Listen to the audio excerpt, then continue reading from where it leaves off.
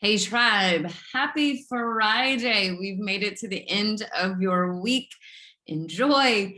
Hey, earlier this week, we talked about the internal factors that can contribute to generalized anxiety. And today we're going to talk more about environmental factors. And while that can be a huge span of a lot of things, what I want to do is kind of root it down to one specific thing that we can look at.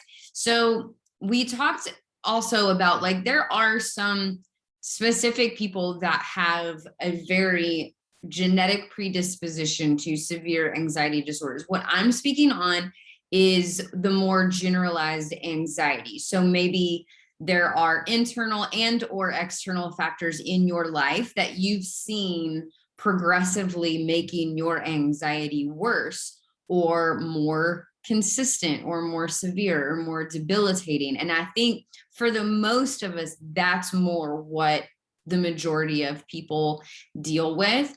But that is the type of anxiety that we can actually take control of. And so today I want to give you a little bit of information about the environmental factors that we can start to kind of nip away at to help us with our anxiety. And what it boils down to in the environmental factors is just what it is, our environment. So our external factors versus internal, so diet, nutrition, sleep, stress, all that, relationships.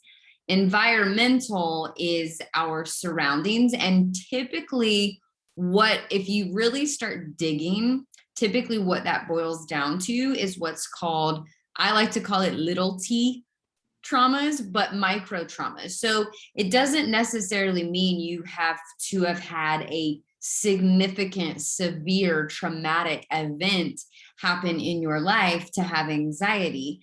What it means is we all experience these little t micro traumas that just, it's micro traumas are just experiences in our lives, in our environment, that make an emotional impact on us.